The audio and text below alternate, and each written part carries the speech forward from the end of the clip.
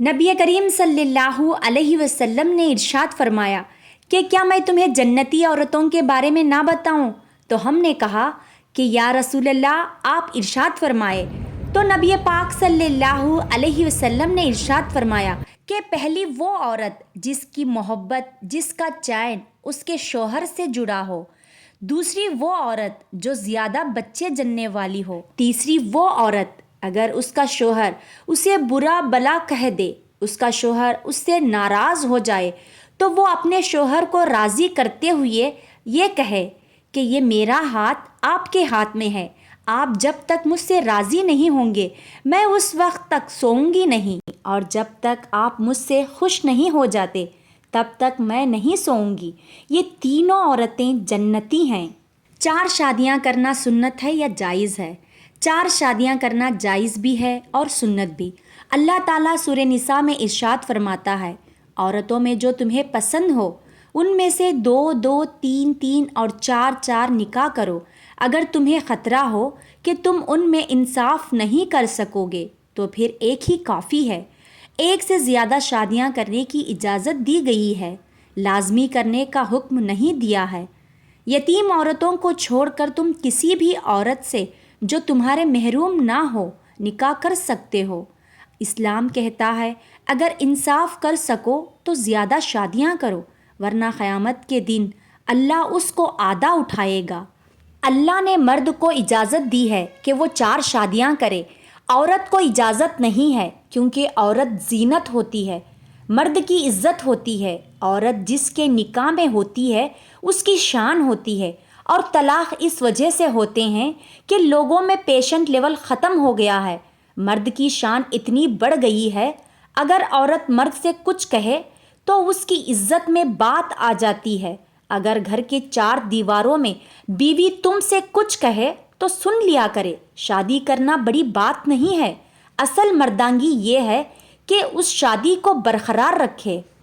जो लोग कहते हैं कि इस्लाम में पसंद की शादी जायज़ है, तो वो ज़रा ध्यान से सुने कि इस्लाम में पसंद की शादी का जो कॉन्सेप्ट है सिर्फ़ इतना है कि अगर आप किसी को देखा और आपके दिल में इससे शादी का ख़याल आया तो अपने घर वालों से कहे कि हमारा निकाह कर दे। आप इससे नाजायज़ ताल्लुक़ात क़ायम नहीं कर सकते, आप इससे फ़ोन में बात नहीं कर सकते और ना ही बाहर घूमने जा सकते हैं।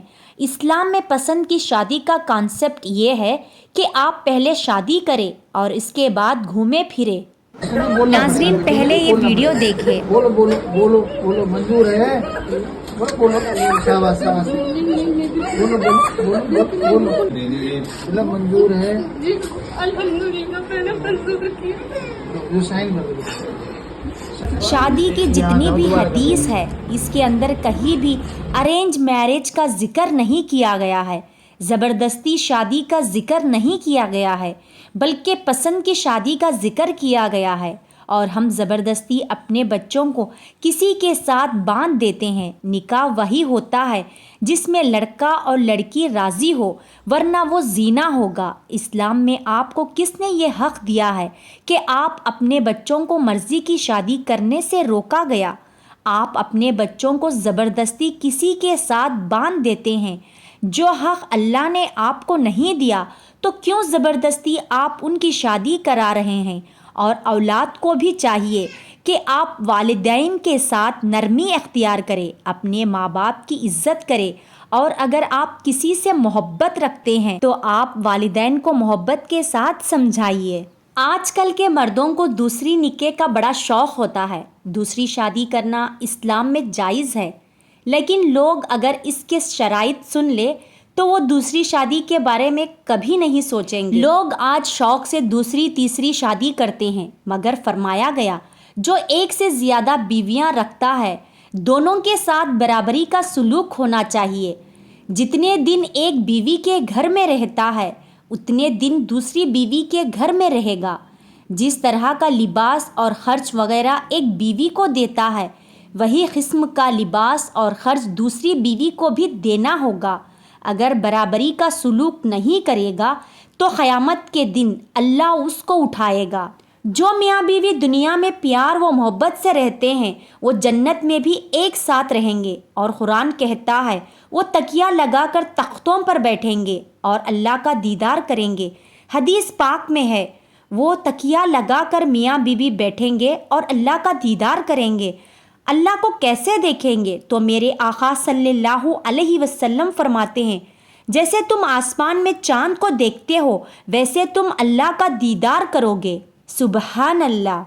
ایک بار حضرت فاطمہ رضی اللہ تعالی عنہا قرآن پاک کی تلاوت کر رہی تھی۔ تھوڑی ہی دور میں حضرت علی بیٹھے ہوئے تھے۔ درمیان میں ایک آیت آئی جسے حضرت فاطمہ رضی اللہ تعالی عنہا آہستہ آواز میں پڑھی۔ اس آیت کا ترجمہ تھا ایک مرد 4 شادیاں کر سکتا ہے۔ جب انہوں نے یہ آیت پڑھی تو حضرت علی رضی اللہ تعالی عنہ نے مسکرا کر فرمایا، اے فاطمہ فکر مت کرو، میں صرف تم سے محبت کرتا ہوں اور میری زندگی میں ایک صرف تم ہی رہو گی۔ سبحان اللہ۔